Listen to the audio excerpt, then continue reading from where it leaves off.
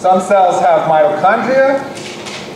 I should say all cells have mitochondria, but some cells also have chloroplasts. Of course, these would be the plants then. These are two organelles that I'm going to talk more about here shortly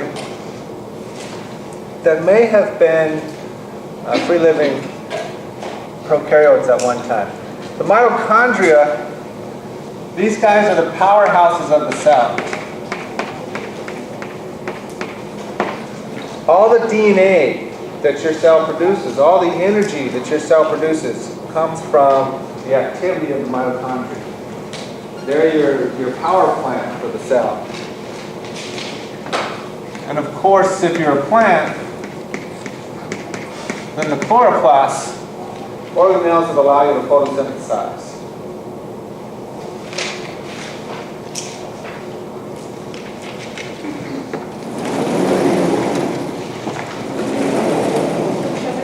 Yes? Plants have both chloroplasts and mitochondria. Correct, they do, because they still need to make energy. What they do is they first produce the carbon source, and then they use that carbon source to produce ATP. Okay, so I want to say just a minute, spend a minute just talking about mitochondria and chloroplasts.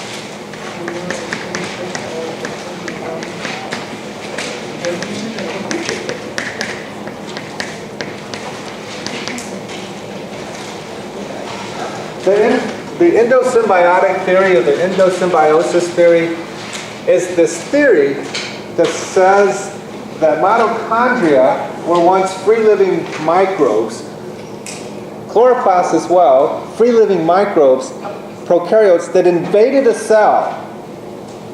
And over the years, a dependency was established between that cell and the mitochondria to the point that they could no longer live apart. This theory tells us, or gives rise to the eukaryotic organisms that we have today, the eukaryotic cells that we have today. All eukaryotic cells have mitochondria. It's the way they produce their energy. What is the evidence that supports that mitochondria and chloroplasts were once free-living organisms that had invaded another cell and established a residency and eventually a dependency? Well, when you look at them, we see that mitochondria and chloroplasts both have two membranes. Go back to our idea of endocytosis here. Imagine now if you are a cell and you're being invaded by a microbe. Okay, so if you engulf that microbe, what do you have? You have a membrane around a membrane.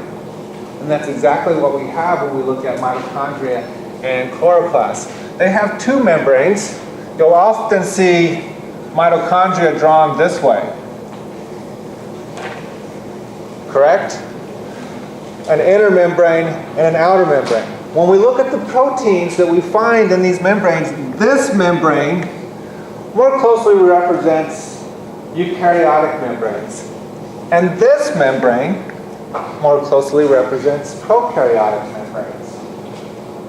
Strong suggestion that this microbe may have at one time been outside of the cell and brought into the cell and is now surrounded by this membrane. Other evidence.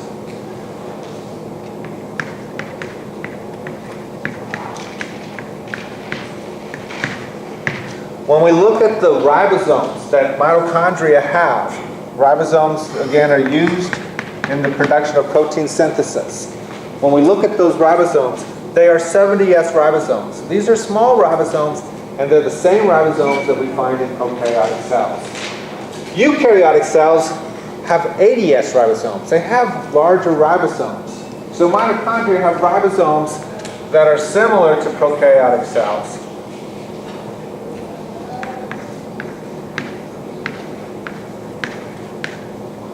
Own DNA. both mitochondria and chloroplasts have their own DNA. Now, over the years, well, now we're talking millions and millions and millions of years, much of the DNA from the mitochondria has probably been transferred to the host cell. And so the host cell probably contains much of what the mitochondria used to have as far as its DNA. Sorry. However, it still retains some DNA so that it can make the proteins that are necessary for its function.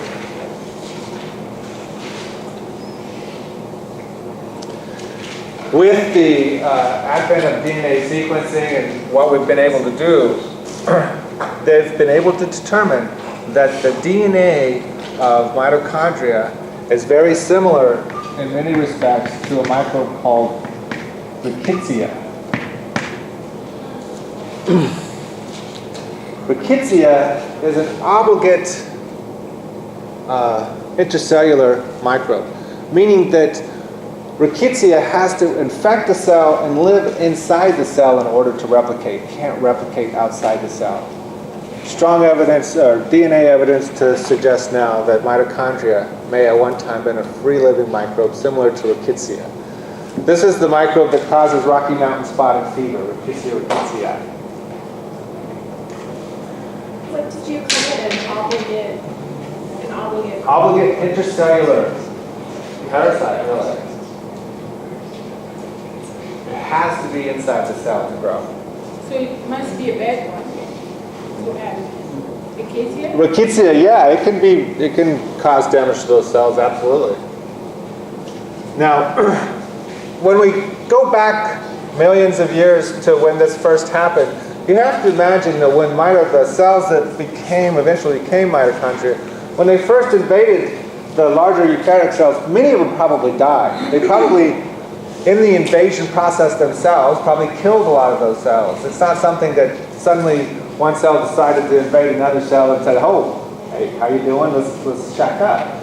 No, it was a matter of probably years and years and years of cells being invaded by other cells until a relationship was established that became beneficial for both.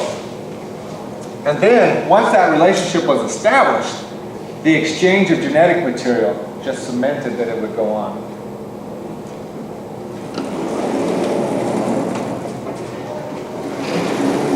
So did you say that the chloroplasts have ribosomes too? No. Yes. Or you have to So all of these are built. I'm sorry? Yes, all of those three features apply to both.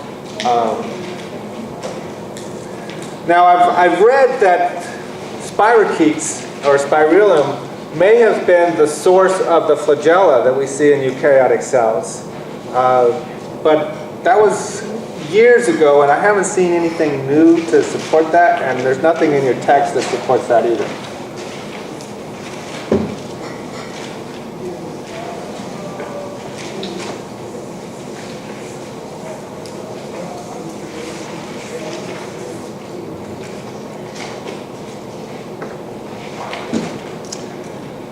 So that wraps up chapter 3. Any questions about that?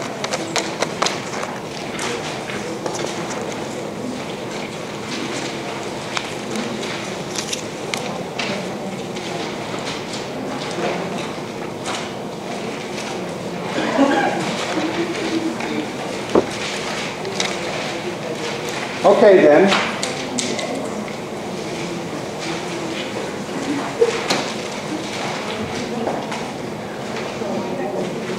On to chapter 4.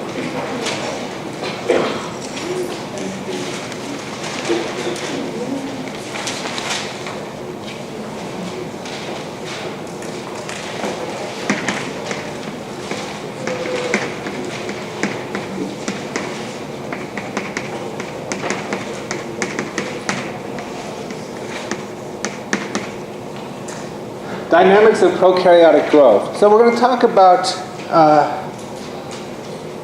the factors that influence prokaryotic growth. If you think about it, prokaryotes can grow in almost every environment. And they grow by a process called binary fission. I've mentioned this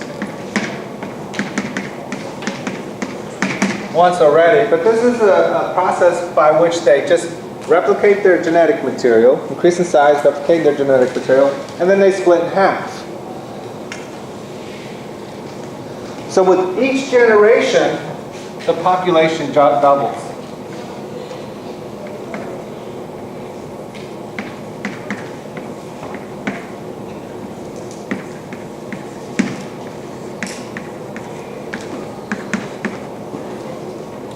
So with each generation, the population doubles. Start with 2 cells, 4 cells, 8 cells, 16, 32, so on. The time that it takes for each generation to double is called the doubling time. And it can vary greatly. It can be as little as 20 minutes, like E. coli, or it could be as long as a couple of hours or days, depending on the particular microbe. As we discussed when we were talking about ecology, the microbe that is going to replicate fastest is the one that will outcompete other microbes in a general dynamic community. However, when we grow bacteria in a laboratory setting, we don't grow them with other microbes. We grow them generally on cultures in pure culture. So they're not competing with other bacteria.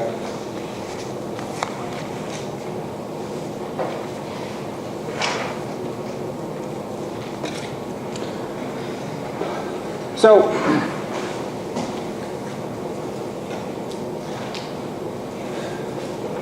when we go to obtain a pure culture, a couple of things that we have to keep in mind in doing this. And this is kind of a review on what we've talked about in lab so far. But any sample that you take from the environment is going to be a mixed sample. And so you may have colonies of all different types on your plate here.